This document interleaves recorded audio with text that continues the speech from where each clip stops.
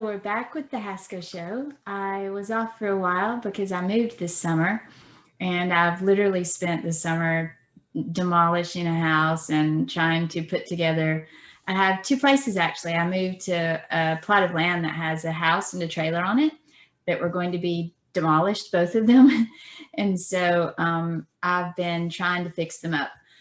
It has been a lot of work, but it's a lot of fun. But as you can see, I'm making some progress, and I can actually now live in the trailer. I probably won't be able to live in the house for like a decade, but because it's literally falling down. But that's okay. It's a lot of fun, and it's a good way to do something in physical reality because I do quite a bit in VR and also on the computer, and so that has been a good way to do some physical exercise and stuff. So I really enjoy that.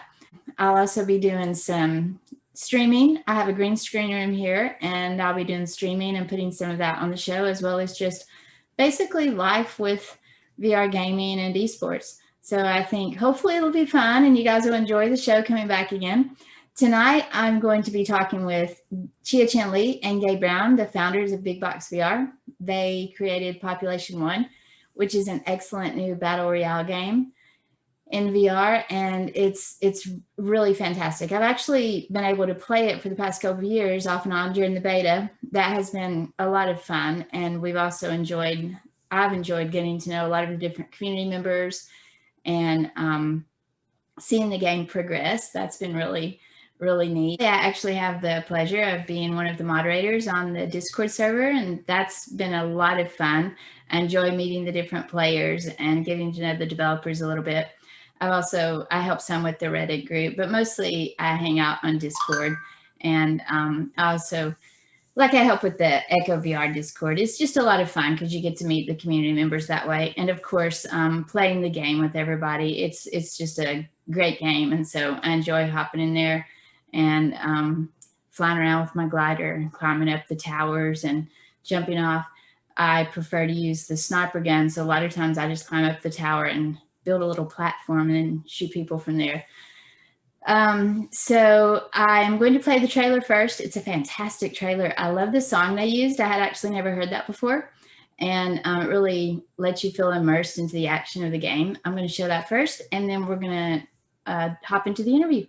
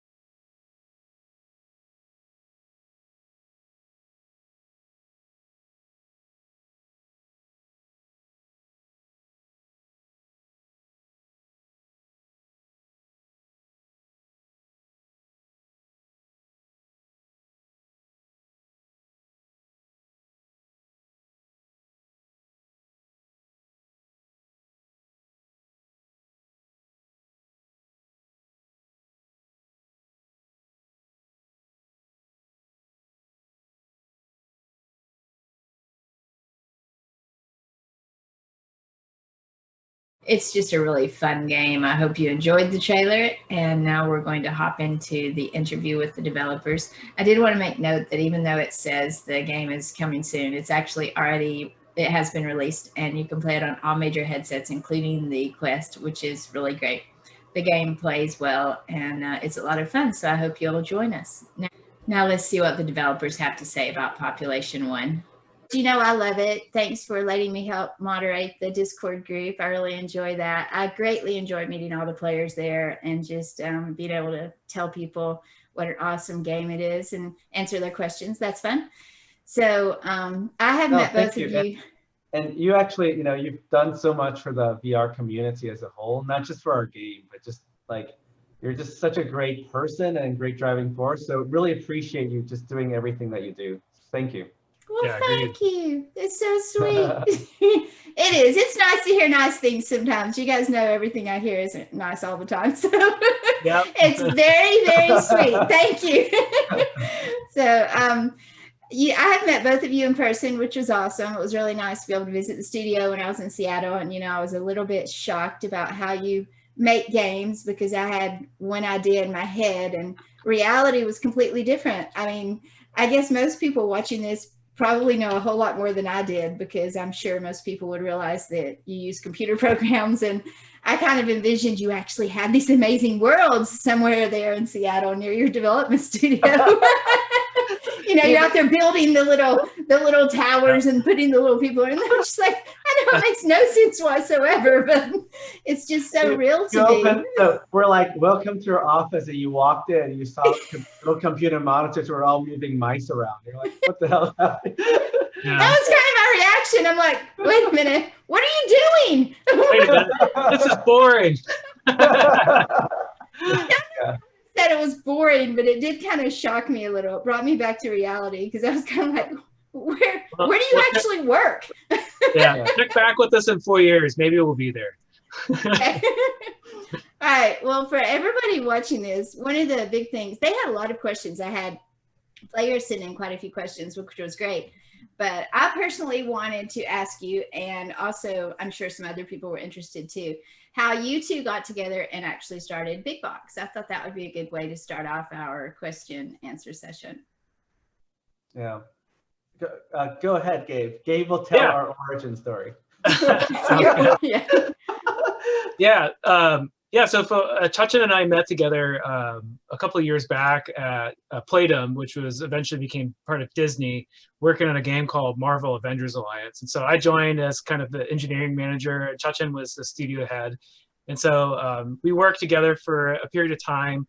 And then after that, Chachin took off. And so I think he moved overseas for a bit. But when he came back to the United States, I was like, we got to work together again, man. Like, that was magic. We need to make more magic. The world needs magic. And so around that time, we had a couple ideas that were kicking around. It's like, hey, can we make an app? Can we try different business ideas? Can we make a 3D printing instant fulfillment business on Amazon? Like, we tried a bunch of different ideas until I think I got a hold of the Oculus Rift CV1. So one of my friends was a Kickstarter backer. And so we played the most nauseating game of Minecraft in my entire life. But I was like, this is awesome. I can see where it's going. It's going to be really wild. So I put Chachin in my house here. He came over and I put him in Five Nights at Freddy's VR, had him play that. And then I don't think I had Minecraft working, but I had a couple of like small little games working. And Chachin was like, meh. Yeah. So I wasn't super impressed, but I was like, there's potential here. But it wasn't until I used to work at Valve a long time ago, and one of my ex-colleagues there said, hey, we're building this VR thing. And I was like, I already saw that. I wasn't really that interested. But then he was like, no, this is different. So I went in and I saw like a Vive, before it was a Vive, and I was like, whoa, it blew my mind. And I called Gabe up again. I was like, Gabe, VR is cool. And Gabe's like, I told you so. Yeah. Yeah, that's really exciting. I think that's neat. So do you remember when you actually put the headset on for the first time, either of you? Yeah, for me? Yeah, for me, it was not very good. It was a CV1. So it's like, for those who don't know what the CV1 is, it's the very first Oculus headset that came out, and it predated the Vive by like a couple of months, maybe a year. No, just a few months. Yeah, the screen door was massive. Like, it just looked like you're playing with the screen door, like right here, and trying to play like this. But the Vive was significantly better. And so the tracking, the higher refresh rate, like, it just felt like you were there. The whale demonstration, the arrow simulation, just like, it was one of those moments where everyone tries VR for the first time. It just breaks your brain. You're like, this changes everything. And so we both walked away with that feeling of like, this is a really fascinating technology that's just coming out. and we think we could do something with it. That's great. I think that's so exciting. What about you, Chia? Yeah, I when I tried it was the whale experience. I think it's like that's a lot of people's first thing, right? It's like you put on the headset and you see this giant whale and you're like crapping your pants because the whale's coming to you, So I think that was like, it was really interesting because you really felt like the whale was right next to you. And then if you imagine, you're like, what if other people are next to you? And that's kind of like the genesis of a lot of our thoughts. Like, we want to make you feel like you're around other people in VR and multiplayer. And that's why really where we started this company is to drive home that sense of presence and playing with other people in VR. Yeah, I think it's funny. Now, I have to tell you real quick, Gabe, I actually love the CV1 and I still use that. So he's sitting here talking about, oh, it's just awful. And I'm like, hey, that's what I end our interview now? Yeah, she's like, bye. Oh, I gotta go. See you guys. No, I love the CV1, but I love you guys too. So, I'm like, there's plenty to go around here. Yeah. It's just for when it came out, it was pretty magical.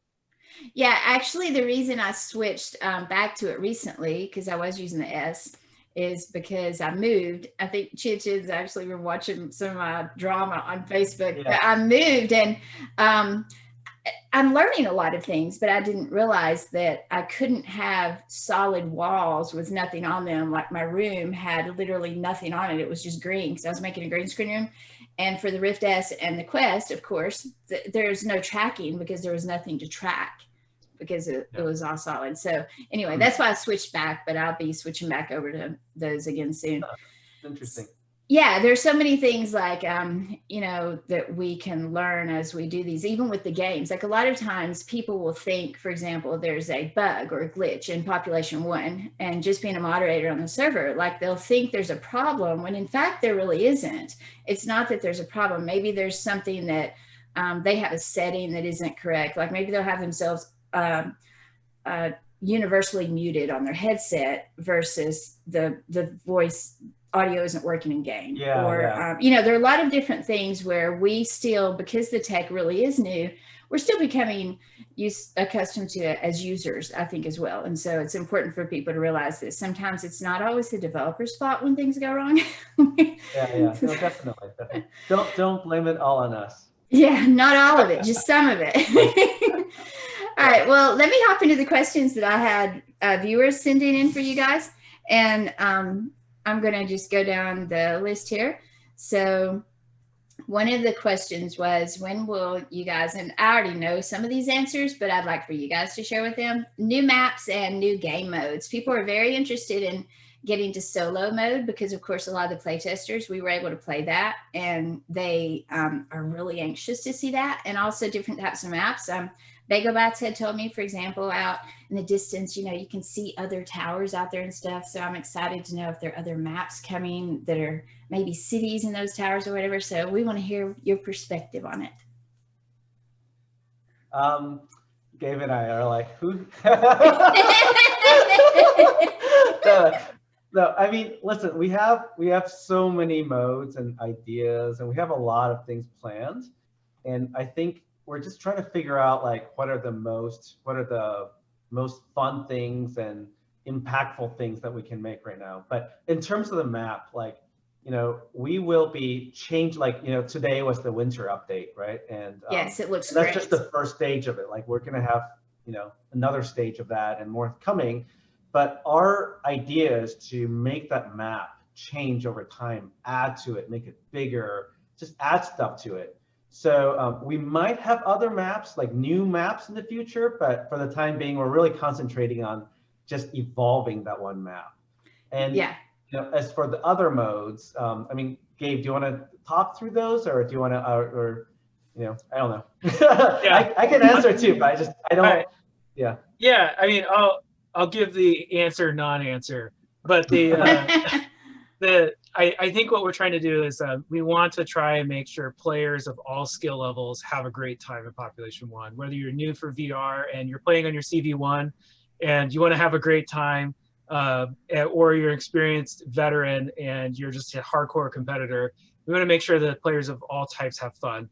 And so I would keep your eyes tuned to the future for upcoming modes that will help with that. That is such a professional answer. Don't give us the non-answer. The answer is I know, and I want to tell you. Yeah, I know. I totally read between the lines of that. It was a good answer, though.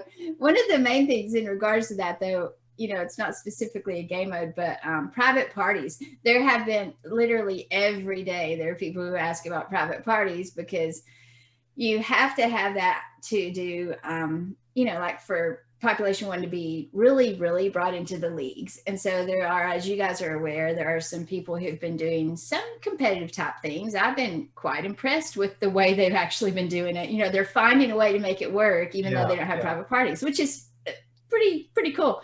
But what about the option for people who want to have the actual professional league and stuff? What about that?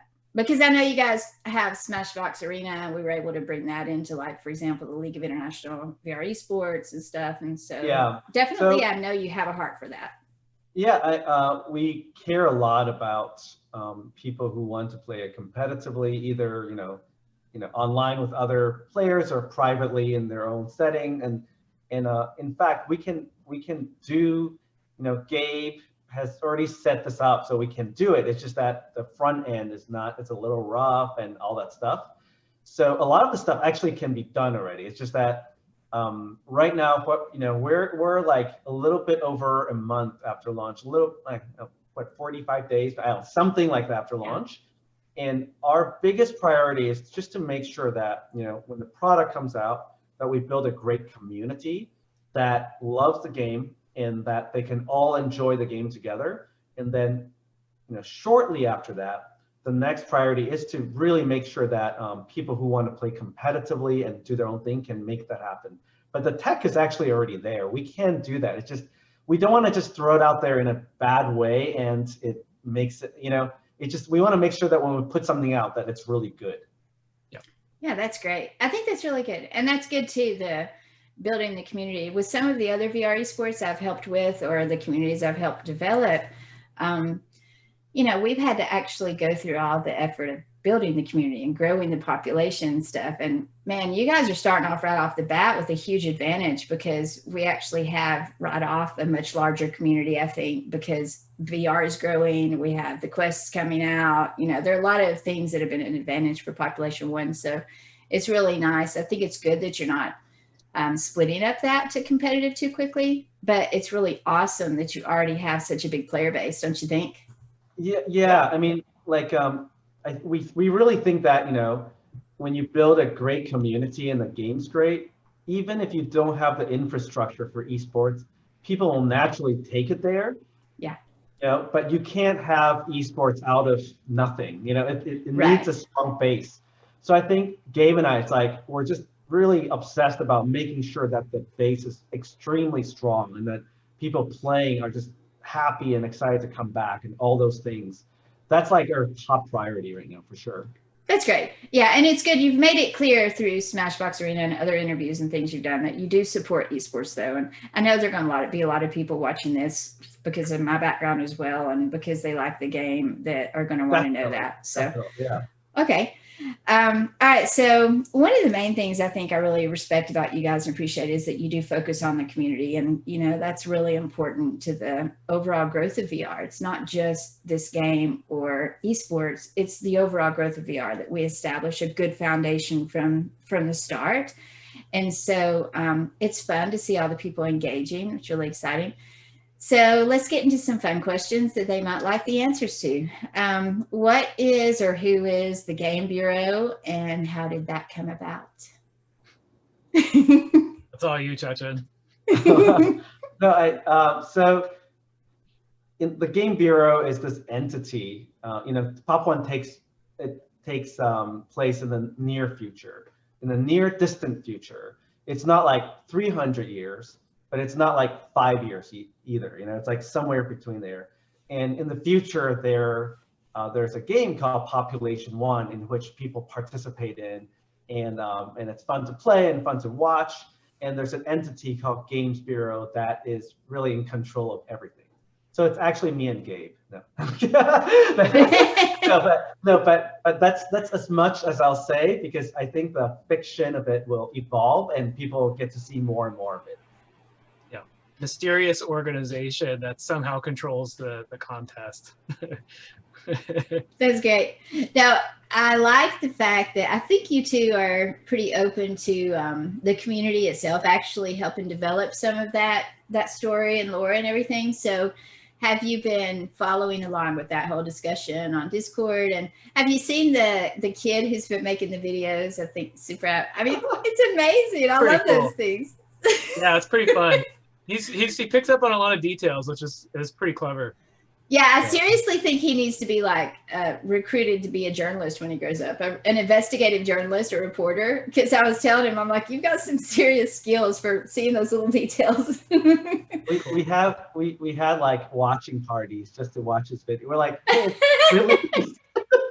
And then one of them, I think the second one he released, he was like, hi everyone, I just woke up. So, but anyway, here's a video I'm gonna make. It was pretty cool. Yeah, he's very talented. He's gonna love that we mentioned him too, I'm sure. But very talented. I love seeing people in the community. That's one of the best things that I have enjoyed about being part of this whole industry. I've seen so many people that just have an amazing talent. Like what this little thing that they do, it blesses the rest of us, you know, and when they use it in that way to either make a video or write stories or do training videos or whatever. Oh, speaking of that, what about, I don't know if you guys are aware, we did boot camps with a lot of the other games, VR games. And so what do you think about stuff like that for Population One, like training up new players and welcoming newcomers? What do you think about that? How should we do that? Should we be doing that, you know, in our little squads and stuff? Absolutely. Yeah, it's like welcoming newcomers to VR. It's because I think we have a personal mission. It's like we want Population One to do well, but we also want every other VR company out there to do well. And we want a thriving and growing ecosystem, because if we're succeeding and new players are succeeding and coming have a great time, they're going to try out other VR content as well. And so our goal is not just to make Population One happen. Our goal is to make VR happen. And that happens when everyone contributes and makes everyone feel welcome and having a great time together. Because when just with Cha-Chen and I, it's like when we had great experiences in VR, especially social VR experiences that were fun and interesting, we tell friends about it and they're like, that's cool, I want to try that too. And so I think Cha-Chen and I started a whole company together with the belief that VR is the future and that's going to be the medium and where computing is going to go. And Population One is like one of our attempts to try and help that happen. Can we shift an industry together? We don't know, but we're going to try. Well, I think you already have in a way, because Population One's Battle Royale, and most definitely by far, it's the best Battle Royale in VR that we have thus far. And so that's a good question right there in and of itself. How do you think that it's different from what else is out there already? And, what were your goals specifically with making a Battle Royale game in VR? Yeah, I guess I'll chime in and Cha-Chen can jump in as well. But yeah, our goals were, we didn't really start with Battle Royale in mind. We start kind of like with a prototype and it evolves from there. So we really started with the concept of like DayZ and the concept of like open world survival and running around and trying to survive. But something that we found is just playing in VR, it's like compressing a 2-hour game experience in DayZ down. It's like it's hard to play standing in VR for 2 hours. So it's want to compress that and have it more action packed. Being able to move through the world in the way that you would expect. So like the vertical combat system is like a key part of that, is like traversing the world in a way that you would expect in a movie like Ready Player One or something like that. So combining those elements together to make a game that's like super fun, super impactful, but also has lots of players in there. And so Battle Royale is like kind of where we drifted to. So we actually started this before PUBG even came out. And so we had quite a bit of development before PUBG came out. And we were already leaning towards the same directions because of like the Arma 3 was kind of the genesis for what we were doing. And Arma, those PUBG and Fortnite also borrowed from each other as well to get into that genre. So, but yeah, so I think that's a big chunk of where we started. I don't know, Chachin, if you want to add anything to that. The only thing I'd add is that we wanted to make a game that's not only great fun to play, but also great fun to watch. When I was watching DayZ, I really never played DayZ that much, but I enjoyed watching it more. And so to me, that was a really interesting moment. I was like, it's because I understand everything. I don't have to I'm like, what is that thing? In some games you're watching, you're like, I have no idea what's going on. But when you watch DayZ and PUBG and those games, you really understand it. You're like, oh, this is going on. And I think a lot of our design is based on it's easy to understand for the viewer, but also for the player, vice versa. Yeah, and you have a great spectator mode. I mean, it's fantastic. It's really good as far as being able to, after you die or if you want to stay in the game and hang out and watch, it's really, really good. I've heard a lot of people compliment on that. And just as a side note here, Gabe was talking about playing standing, and a lot of people, don't want to stand up that long and play. But I want to point out here, you can play Population 1 seated. It's perfectly accessible as a seated player because I play seated, and I know a lot of people are beginning to ask about that more. I do as well because I'm lazy, but don't tell anyone. That's terrible. I sit in this chair and I'm like, well, I don't do it because I'm lazy, but I have to say I probably do look like that sometimes.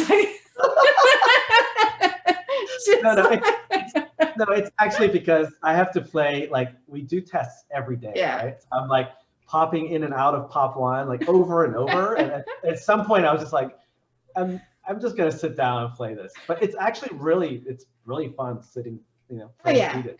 Yeah, I mean, I seriously do. Normally I'm in my typical Hasko mode where I'm ready to go shoot everybody or hit them and echo or whatever. I mean, I'm very competitive in games, but occasionally I do look more like that, Chichin, and I'll just be like, just chilling out in my chair with my gun or whatever. Yeah. So that's why I've just started streaming, and I've learned I have to be careful to make sure the camera's on or off, dependent on whether I'm doing that, whether I have on pajamas, those kinds of decisions you have to really think about when you're trying to actually develop a professional persona. You got to start thinking about that stuff more. So, all right, next questions. We got to go through these. I have a lot of questions for you. So we went over Game Bureau. Why bananas and sodas? This is the one thing I really disagree with you guys on. I'm greatly opposed to sodas because they're so unhealthy. It just disturbs me that you have sodas in the game. I always tell people, they're vegetable sodas. They're vegetable drinks. They just call them sodas. We'll switch them to LaCroix. Fizzy waters. Yeah, I don't know, just health drinks or something. So how did you guys settle on banana as opposed to apples or something? Because I like apples. I like bananas too. They're great. Any kind of fruit. But why bananas? People want to know. No, it's really because there's many reasons. Banana is the food of the divine. Everyone loves bananas. But besides that, it's because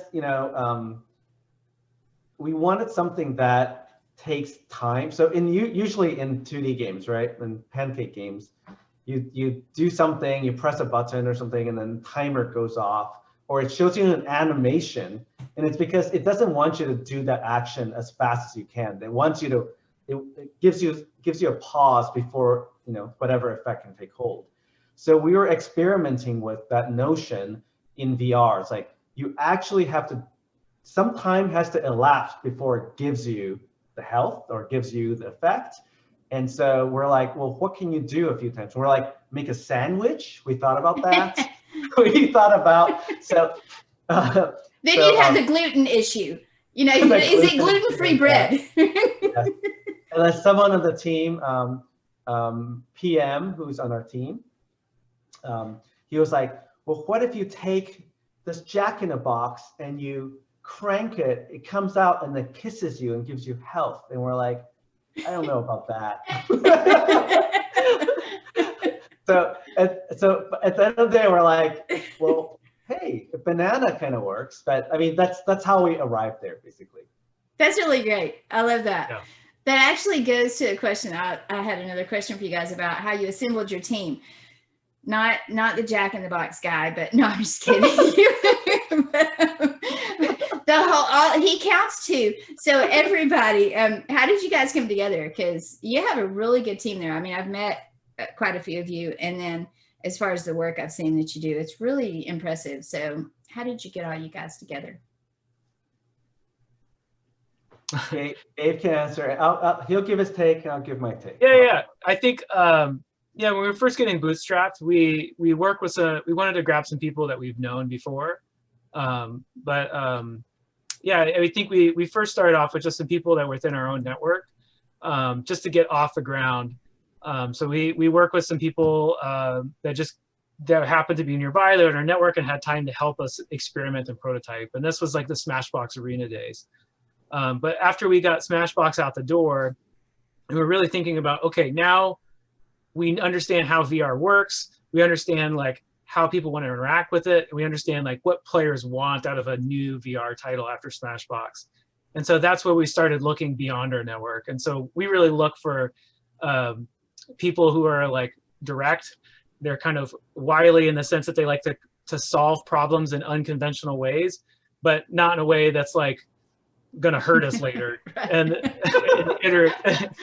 iterative, which is people. Yeah. Yes. I think the last one is like iterative. Like, do people enjoy just like, let's try this? Well, that didn't work. What about this? Okay, that's better. Let's go closer. Okay, no, that's better. We go the other way. So it's really about having that drive to want to try things over and over again. Because it's like the drop pods is a great example. It's been through like 200 plus iterations at least. And so that we look for people who like demonstrate those skills and abilities that help fit into what our personal development style that we like. And some people love it and some people hate it. But in general in life, when I find something's pretty polarizing, you're generally going the right direction. And so that's something that's really interesting that we've applied even going forward, and that still continues to work really well for us too. So Cha-Chen will probably add his 2 cents onto it as well. No, I think Gabe answered it like exactly how I would answer it. And we have a very specific style of work, and it probably drives like 98% of the people crazy. Like they'll probably work with us and they're like, what the hell is this? But we know for the right people, we can achieve the right results. You know, we test the crap out of everything. If it's good enough, we test it 10 more times. It drives people crazy a little bit when they work with us, but the truth is, it's like, you know, we care about refinement and just iterating and just making sure that it's really good. Yeah, that's how we work. Yeah, the easiest way to describe it is most people in software development, getting it to work is enough, where it works, okay, it's done. But for games, and particularly how we work, it has to feel good. And feel good is like 10 times more difficult than it is just to get it to work. And that's why like Apple devices are seen in that light, because they apply that kind of same lens, which is it has to feel good to use the device. How does it fit in your hand? Like, how does the software work? And so they have a particular style that's kind of similar, and it's not for everybody. Yeah, that's great. I think it's funny when you were talking about that, it made me think of the people. It's rare that we see anybody complain about the way the game feels or, you know, how it's played or anything, because they like it. It's great. Occasionally I see people who try to compare it too much to the realistic milsims available in VR. We have some really, really good ones. And so I remind them, you know, it's not intended to be a milsim. And so one of the things I really like about Population 1 is the fact that you can go in there and it does feel really good when you're playing it. And it isn't intended to be like that. It's so funny because it's not the same stressful environment with a gun where you're out there with your team stalking the opponents, you know. It's just, it really is a lot of fun to go and you've got your, whether it's solos or whatever, because, you know, I was a playtester, so I did play different modes, and it is a different feel, and I think it is a good feel. So you guys have accomplished that nicely. But and actually that brings me to another question. I think the answer to this question is because you accomplish it nicely because you because of the way you have designed it. But somebody was asking why the characters, for example, are so colorful and you know, bright. Like, why did you choose the make the design choices you have? Is that just to achieve the overall feel, or was there another Yeah, reason for yeah, that? no. Yeah, so it's extremely intentional. It's not, it's kind of funny because at first people see it and they may still feel this way, but they're like, it's so generic looking. It's so like people sometimes want like super crazy outfits or crazy stuff. And you know, as we create more content and put them in, we will go crazy a little bit, right? But the foundation of this is that we want people to come into VR and feel like it's extremely relatable. Even though, yes, there are, you know, sci-fi-ish looking stuff, even though there's weapons that are a little bit, you know, weird or whatever, but at the end of the day, you look around and you're like, oh, I have seen that person before. I have seen that structure before. Everything is pretty familiar. Um, that's actually pretty hard to do in VR. It's actually harder to do that in VR than it is going a little crazy, because a lot of games, they give this sci-fi environment or really abstract robots or whatever. And there are many reasons for that. One of the reasons is because they might like that more, but honestly, the biggest reason is because the technical limitations of VR makes it easier to go stylized. So when you have a lot of people doing one thing, you kind of want to try the opposite. And so for us, we did the opposite. We actually built something that is really familiar on purpose. And you go in VR and you just go, oh, I know this world. And suddenly it's like, it clicks. And so all the characters, you know, look like someone you've seen in real life, like PJ, right? Like he's wearing the blue puffy jacket. I literally have seen PJ walking around, right? And that's on purpose because we wanted to create an iconic character. Do you know like the Andre the Giant thing where they stamp around? It's like a bay. Do you know what I'm talking about? It's like it's like Andy Warhol, like taking a Campbell soup can. It's like everyone knows a Campbell soup can. And you print it 10 million times and suddenly it's its own iconic thing. So we want each one to be its own iconic thing. PJ, the blue puppy thing. Hattie is, you know, it's like red hoodie thing, like very specific. Anyway, that's why we did that. That's great. And I can see Gabe's Will's thinking there, okay, because Hasko's going to ask him, now I want to know, Chia, where is the ice princess? Because if you say you've seen all these people in real life, I'm thinking, what kind of people are walking around the streets of Seattle? Because I want to move there and find the winter warrior guy, man. I'm looking for a man, and I like him. He has a nice outfit. well, the third part of this is that if everything was weird, then nothing's weird. So we wanted to come in where the foundation, the characters are pretty normal, and then once in a while we have these like accents that come in, you know? Yeah, I'm just picking on you. Personally, I'm dressed as the Scarecrow currently because I like the Scarecrow. I thought that was pretty cool. But all right, so yeah, I was just picking on you, Chia. It's okay. I like the winter clothes. They're very, very cool. People love them. A little bit. You're crying inside. Okay. Well, I'm going to dress up like the Winter Warrior when I hop back on tonight because the ladies' clothes, I like them, the Ice Lady, but I don't know. I'm very immersed when I get in VR, like very immersed. And I, honest to goodness, feel like I will feel cold if I put on that outfit. I'm just like, there's no way I'm wearing that. I'm going to freeze to death. All right, a few last questions here. Did want to make sure we fit these in. What about, and some of this you may not be able to answer, but hopefully you can at least speak to it a bit. Live support. Is that coming? And if so, do you have any timeline? Yeah, like we're trying to incorporate as many tools as possible to make it so streamers can have great content. So like Chachan was saying, it's like we want everything to look as good as possible. So exploring. Excellent. Be haptics best. We've had a lot of questions about that every day. Questions about that.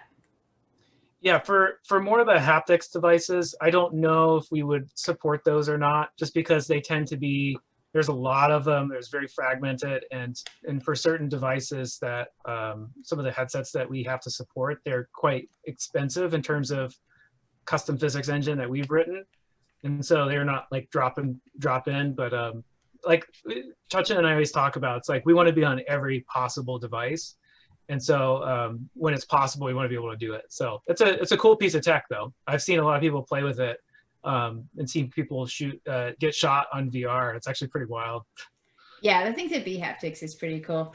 And Live, definitely, the streamers will love that when that's available.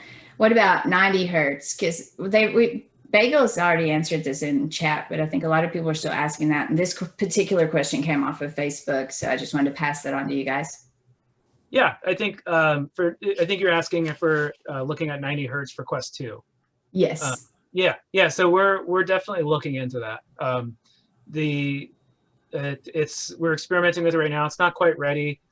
So we're just looking into seeing, like, is it possible to support it and having it be stable and comfortable. So for us, like, having players be comfortable and having a great experience and not thinking about the hardware, not thinking about the headsets, is a super important part. So we want to make sure it's a perfect experience for players before it's something we roll out. But we're certainly playing around with it. So we'll definitely be talking to some players about, like, hey, try this out. Tell us what you think. The play tester, because I know that hasn't been reactivated, but Trent actually had set up there's still a play tester group out there to do that. And so, okay. Yeah. So for unreleased features that we're just like, hey, we always talk to our community, and just like we do internally, we'll just say, hey, go play this for an hour or two. Tell us what you think. Does this suck? Great. Is it great? What do you like? What do you hate about it? And then we'll rinse, wash, and repeat 100 times. And now it's my understanding, one of the issues with 90 hertz to be careful with Quest 2 is if you're not very careful about how you do that, it can make people nauseous, right? There's certain circumstances that could make people nauseous, but for the most part, Oculus has really great technology, the time warp, and which helps cover up most of that. They've innovated a lot of that on the PC, as well as Steam VR also has their own version of time warp. So if it's missing frames, it can cover it up. And so it does a pretty darn good job. Okay, that's great. Yeah, of course, I use the Quest and stuff. I like all those devices. Why can't we drive the vehicles, Chichin? People want to know. You can't drive them anywhere. They want to know why. We actually experimented with vehicles really early days, but we just really want to make sure that the flying was the thing that people did. We could potentially still have vehicles in the future. It's just, but in our Pop 1 world, in the future, vehicles just aren't needed anymore. People just fly. That's why. Okay. I accept that answer, but I'm going to ask you a different one then, because I don't care if we can have vehicles or not. Why can't we hit people? Why can't we hit people? That's what I want to do. Like, I want to be able to steal somebody's gun and bash them across the head with it. They want melee mode. Is it going to ever come? Will that ever be an option? Yeah. Well, I do have to point out a plot hole. They do use drop pods. That's technically a vehicle. That is true. But you don't drive it. Yeah, you need to be able to crash it into other people's pods. It's a Tesla. Dave. It's a Tesla drop pod. It drives itself. Yes. Yeah, but it has a safety mode on it that won't allow us to hit each other. If you're going to have a vehicle that you say we can drive, I should be able to hit people with it. Yeah. Joking aside, it's something we will probably explore at some point. Honestly, we did look at it in the past, and it was a little nauseating to play. Like, when you go fast, it just didn't feel comfortable. That's actually one of the biggest reasons why we didn't incorporate it. Okay. But it doesn't mean we can't solve it. So we might take that on again. Yeah. It's the biggest part is just like having control over what's happening in VR is super important for people to be comfortable. And so, like, the vertical combat system is like all about being in control and making it so it's easy for you to do it. But using a virtual steering wheel in VR is really hard. Like, I think the only thing that is like maybe like a Segway scooter or something like that, that's a little powered Segway you could drive. It's like easy enough to do in VR, but we did that prototype. We actually made you have like a little scoot around, and it actually felt okay, but you looked really dumb. So we're like, yeah. hell no. Flying's more cool for sure. Yes, yes. Do you think we'll ever be able to though hit like do anything with melee, or are you stuck on just shooting one another, not hitting one another? No, we're definitely exploring it, and we will release anything that is fun. So like if it's fun and it feels good, and if people want it, we actually honestly like we listen to the community a lot.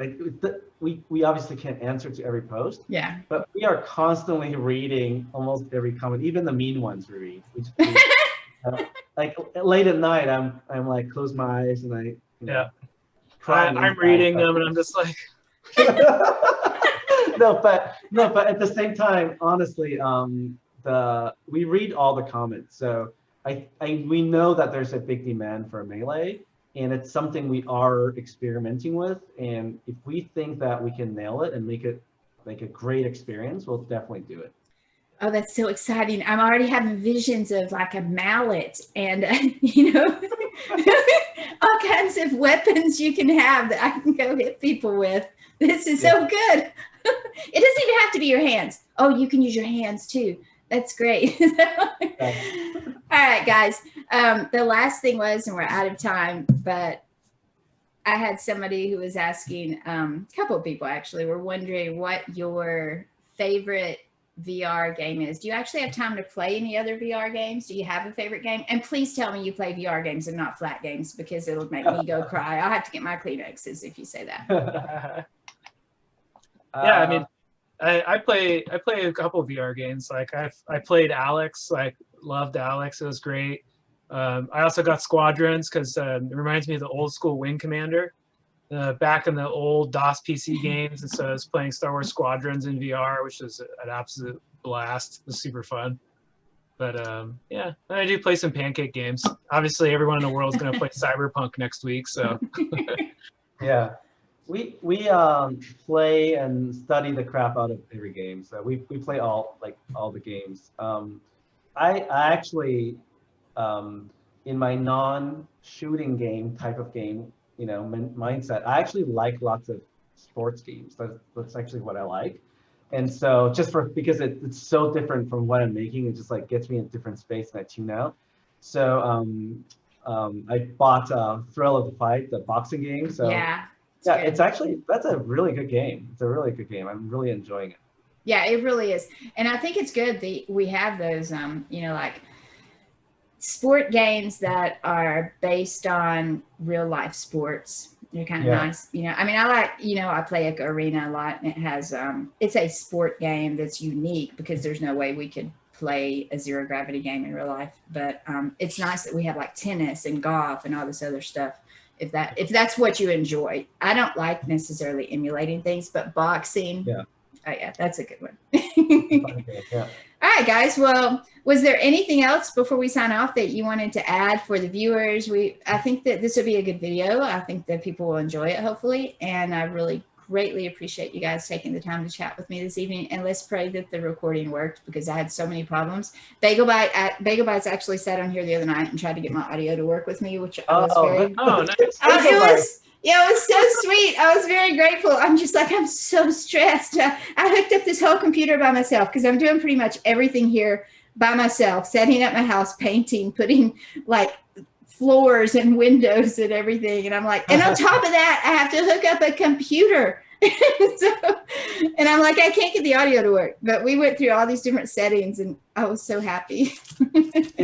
So I call Bagel Bites for tech support too. So it's all good. Yeah, I think I made him feel very happy because I was like, "You're such a hero," and he's like, "Well, I did 5 minutes of something, and I'm a hero." And I'm like, "Yes, you have no idea. You really are." No, but I think the last thing I want to say is just to reiterate. No, thank you so much for being such a pillar of the VR community. Not just for Pop One, but just for the entire VR community. And I think this is a really important moment in history, actually, right? So like we are all trying to make VR work. It has amazing potential. The hardware is really freaking good right now. We need more great content. We need more developers, more players, and let's just all create something amazing together. Totally. It's so exciting. Yeah, it's great. I agree. I think that for sure. So let's get everybody else on board. All right, guys. Thanks so much. I appreciate you chatting with me this evening. I hope you have a Thank you so much. wonderful night. See you guys later. Thank you. Bye. Bye.